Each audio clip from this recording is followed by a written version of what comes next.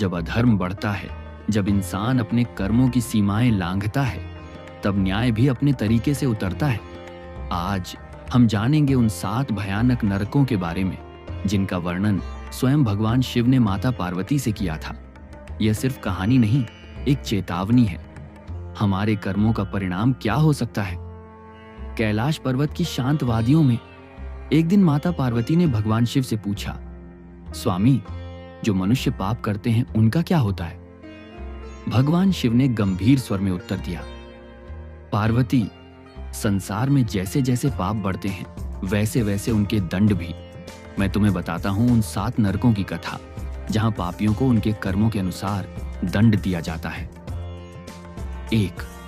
तामिस्र नरक।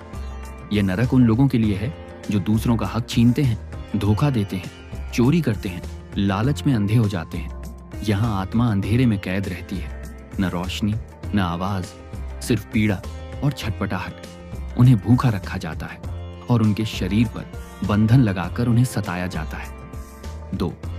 अंध तामिस्र नरक।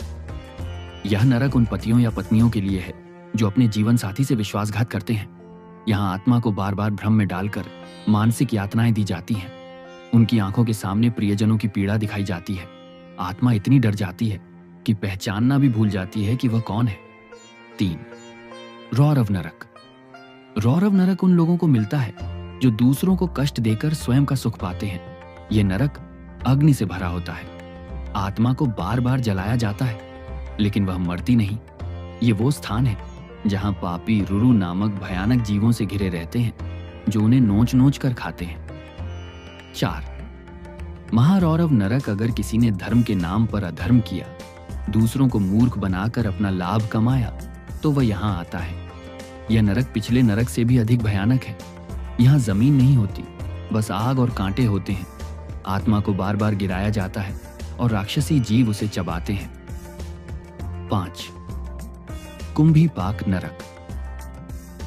यह उन राक्षस प्रवृत्ति के लोगों के लिए है जो ब्राह्मणों की हत्या करते हैं या संतों का अपमान करते हैं। यहाँ आत्मा को खौलते हुए तेल में उबाला जाता है बार बार। उसकी चीखें न सुनने वाला कोई होता है, न छुड़ाने वाला, बस अंतहीन पीड़ा। 6. कालसूत्र नरक। यह नरक सबसे निर्दयी है और यह उन पापियों को मिलता है जो माता पिता, गुरु या बुजुर्गों का अपमान करते हैं। यहाँ भूमि तांबे की होती है जो आग से तपाई जाती है। आत्मा को नंगे पांव चलाया जाता है, जलाया जाता है और ये यातना दिन रात चलती है, जहां समय भी ठहर जाता है। 7. असिपत्रवन नरक। अंत में आता है सबसे खतरनाक नरक, असिपत्रवन। ये उन लोगों के लिए है जो धर्म ग्रंथों का अपमान करते हैं, झूठी शिक्षा फैलाते हैं। यह नरक एक जंगल जैसा है, लेकिन वहां पेड़ों की जगह होती है, तेज धार वाली तलवारों के पत्ते। जब आत्मा चलती है तो वो पत्ते शरीर को चीर देते हैं और जैसे ही शरीर टूटे हुए पत्तों से अलग होता है, नया शरीर बना दिया जाता है और यातना फिर से शुरू होती है। माता पार्वती की आंखों में आंसू आ गए। उन्होंने कहा, स्वामी, इतना कठोर दंड? भगवान शिव बोले, पार्वती, ये दंड नहीं, न्याय है। और ये नरक केवल पापियों के लिए है।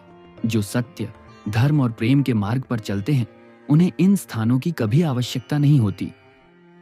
तो दोस्तों, ये थी 7 नरकों की कहानी जो शिवजी ने माता पार्वती को सुनाई थी। ये हमें सिखाती है कि जीवन में अच्छे कर्म करना ही असली धर्म है।